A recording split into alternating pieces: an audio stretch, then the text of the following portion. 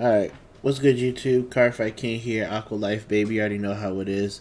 First and foremost, thank you for 2,000 subscribers. I really appreciate it. I appreciate everybody who stayed around for the content switch. Mainly going over to Digimon TCG. And I plan on continue keeping it up. Definitely got to get back on my horse and get these videos out a lot quicker. Just through a few transitions on my end, I just really haven't been really able to get this out to you. But here we are.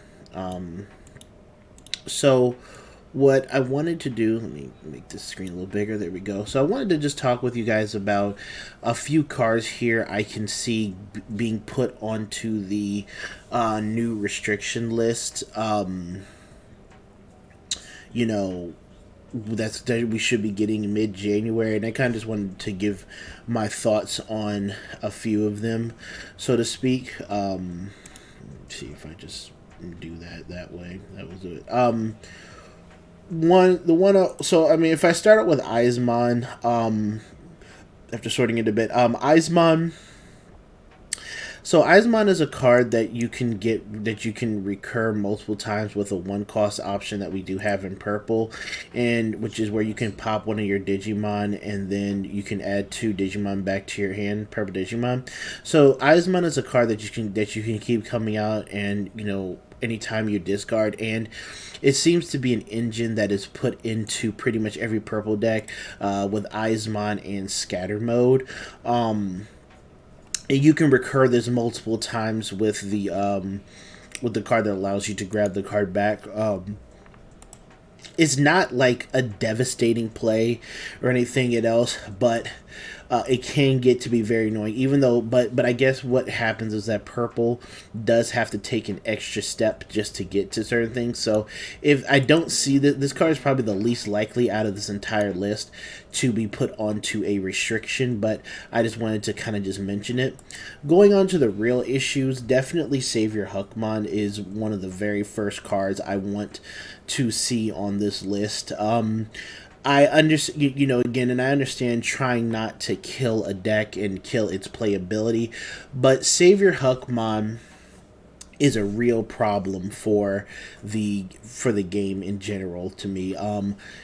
It's basic 3 cost 7 play, but when digivolving you may play a Digimon with Sistermon from your hand without paying the memory cost.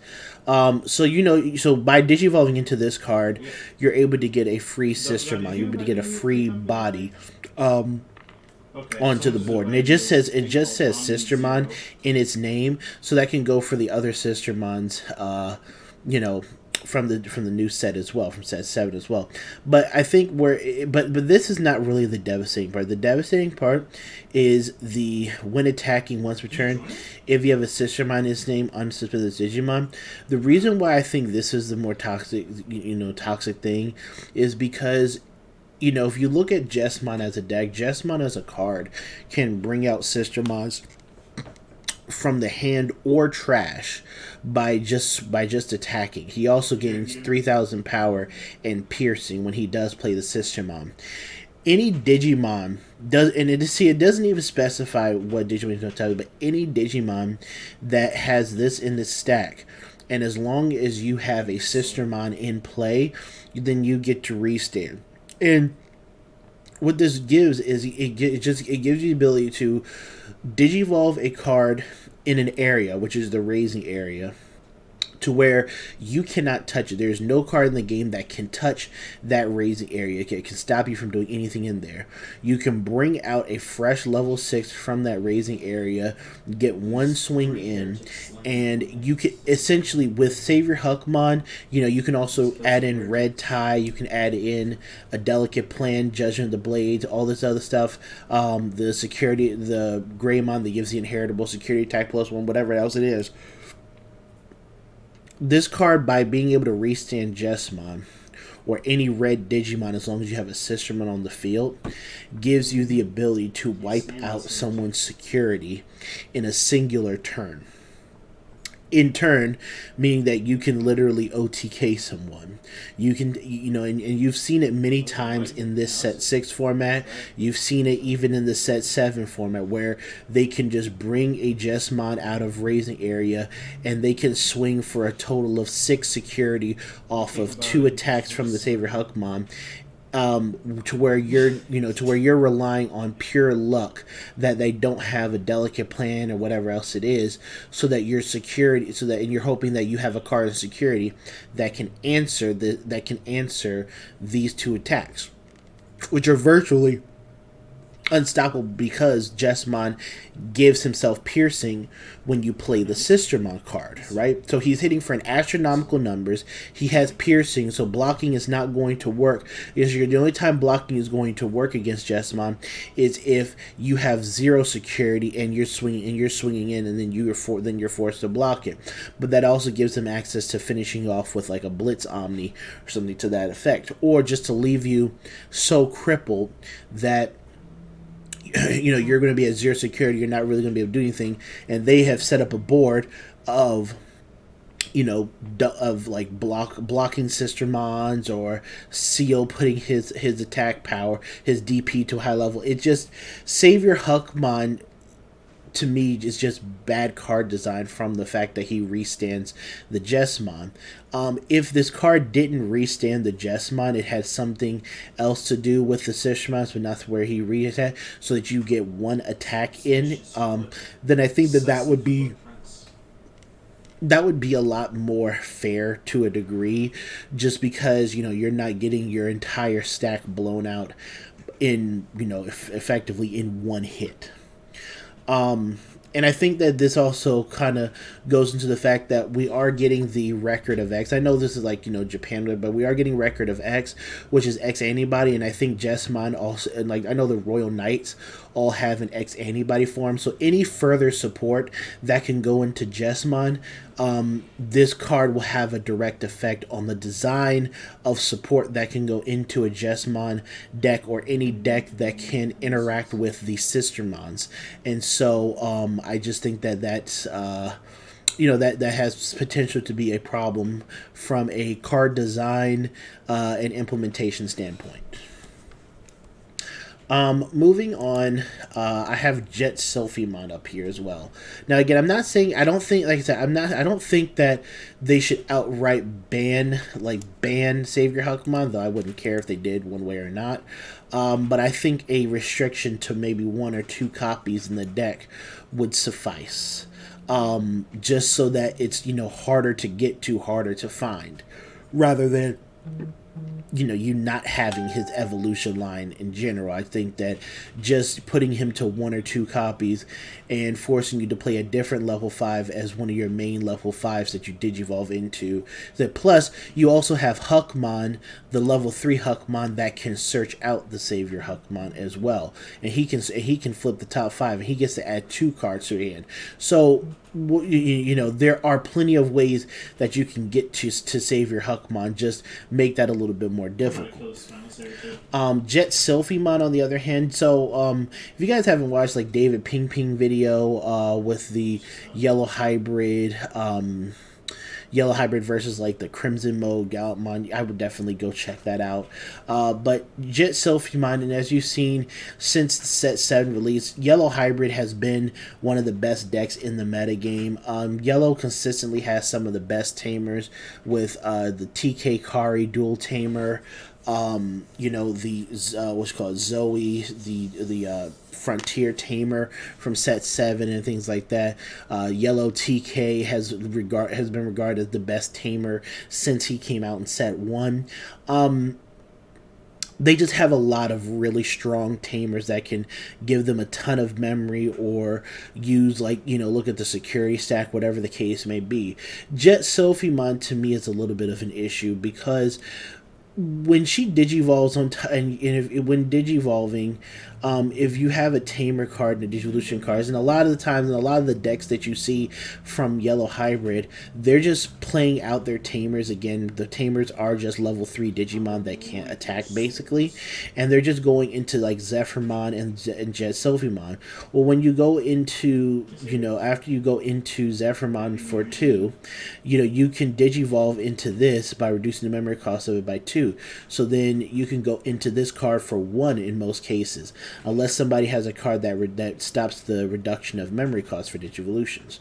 But when you Digivolve, if you have hybrid traits, then you get to recovery plus 1. So if you have a Zephyrmon in here, or another level 4 hybrid, you get to do recovery plus 1 for effectively a 1 cost Digivolve there, which then allows you to climb further into like a Seraphimon for this set, or for what Japan's dealing with in set 8, they can go into Ophanimon fall down mode and get another recovery, right?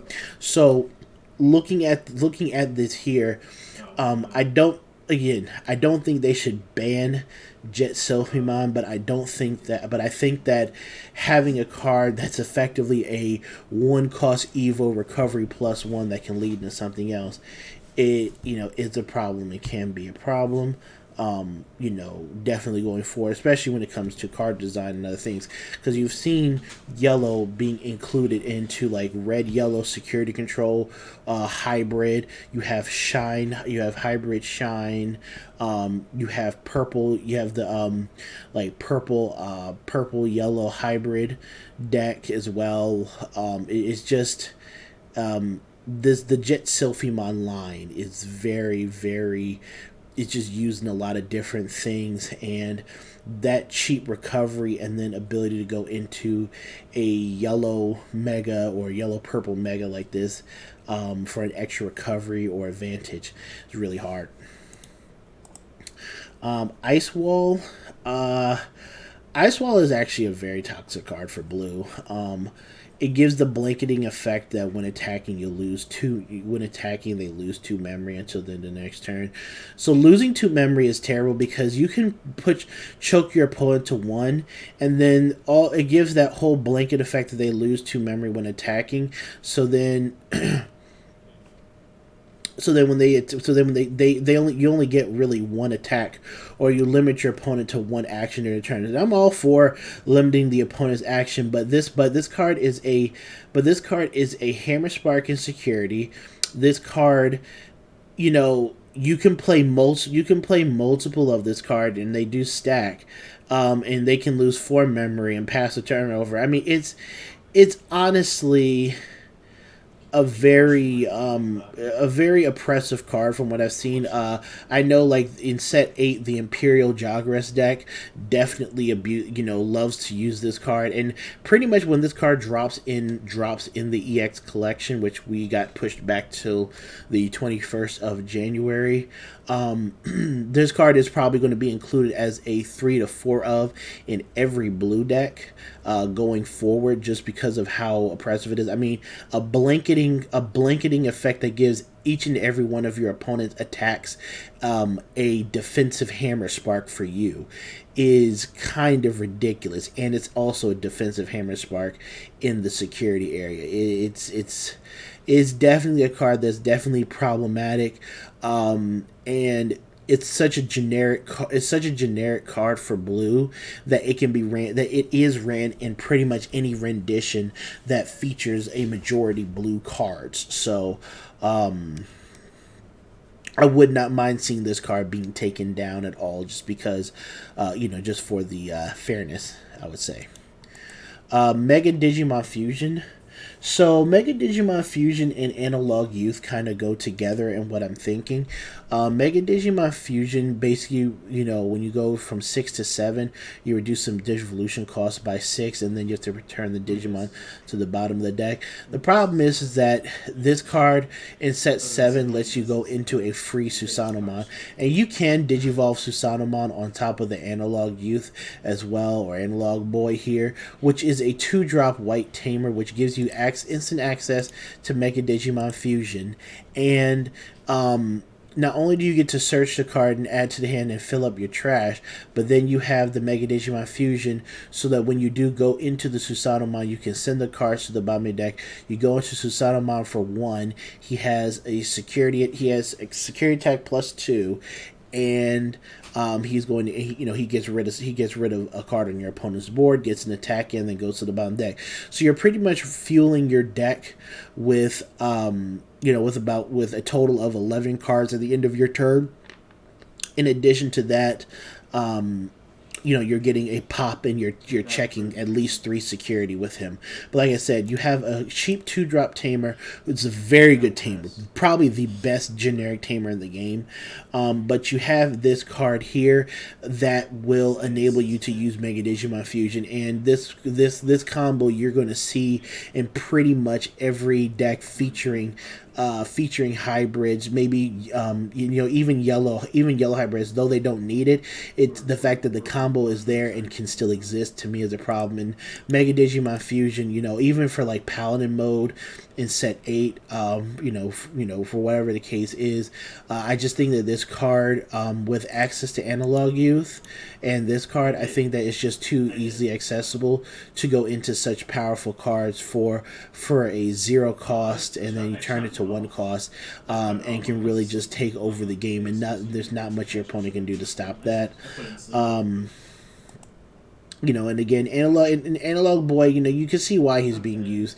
Your level 5 or higher Digimon with Digivolution cards deleted, you can suspend him to gain a memory, so you can just stack this on the board to gain a memory when your card's deleted. And I mean, honestly, that's fine. It's a great card that you search the top of your deck, but I think that just because of how cheap he is to play, his reveal 3 and like what that can do for you as far as filling certain cards in your trash to fuel the Mega Digimon Fusion into the Susanomon, I think is a little bit broken. So I can see if they touch Analog, I think they should definitely touch Mega Digimon Fusion, maybe hit it to 1. But I can also see if they also want to lump in Analog Youth, just because of the different possibilities it gives access to. And then last but not least, I'll talk on the reinforced memory boost. Yellow, no one ever uses yellow memory boost. They just use this one. It is a 6 cost card, but in the grand scheme of things, that's not too much memory for how good yellow is as a color. Again, we already talked about how Jet Selfie and her line affect the game, and like what other cards they can go into. Literally for 3 memory, you can climb into a Jet Selfie, recover 1, make your power up your security stack by at least 3,000 with the Zephyrmon, and then go into a Seraphimon or fall down mode of Fanimon in set 8 for extra recovery. So you're literally for probably about, I want to say, 6 memory, you're going to be recovering. You're going to be recovering 2 cards and climbing into a level 6. With reinforced memory boost, if you're at 3, your opponent has a memory tamer out, you can just play this. This gets you a recovery and a card to your hand. So you're doing 2 things. You're basically paying half of this cost to recover 1, and you can choose which card you recover, and then the other half of it is that you get to add a card to your hand. So for a 6 cost card, that's pretty fair. That's a very, very good card. The other thing is that it's a delay memory. You gain 3 memory as opposed to all the other delay effects. You gain 2 memory. Now, I guess you can say, well, you gain 3 memory.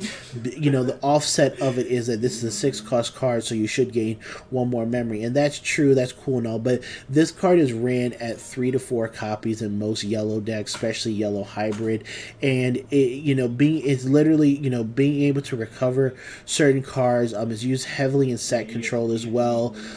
You get to choose what goes into your security at the top and what goes to your hand. That can manipulate things many times, and you've seen it this set where someone plays this down, they can put a defeat on top or play an Iron Fisted Onslaught. Then it takes you an extra turn to kind of think about, okay, well, I need to prepare for this card, I need to swing around this card, and then because you don't either you can't attack into the card that they put on top of their stack, knowing what it is, and even even though what they add to their hand, this may buy them another turn or two to help to complete setup on you. And then with the gain 3 memory, like I said, with the Jet Selfie things, they can go 3 memory into Jet Selfie, recover 1, pop this boost, go back up to 3, Digivolve into a 3 cost, into a 3 cost Mega, recover another one, and then start swinging it on you. Just a few of the combos that I've seen that is just ridiculous, again, because this card has either the potential to buy you time, it puts a deadly card for your towards your opponent in security, and it also gives you another card to your hand. And like I said, I can definitely see this card getting hit. But these are all the cards I can see that would take some type of hit. Less on the Izamon, but it's something that I'd probably just keep an eye on. Even as a purple player myself, I love it. I'm playing it in every purple deck, but it's definitely something I think that Bandai is going to be keeping an eye on. Savior Hug, Jet Selfie, I think those cards do need to, and Ice Wall. I think these definitely need to be addressed. Mega Digimon Fusion.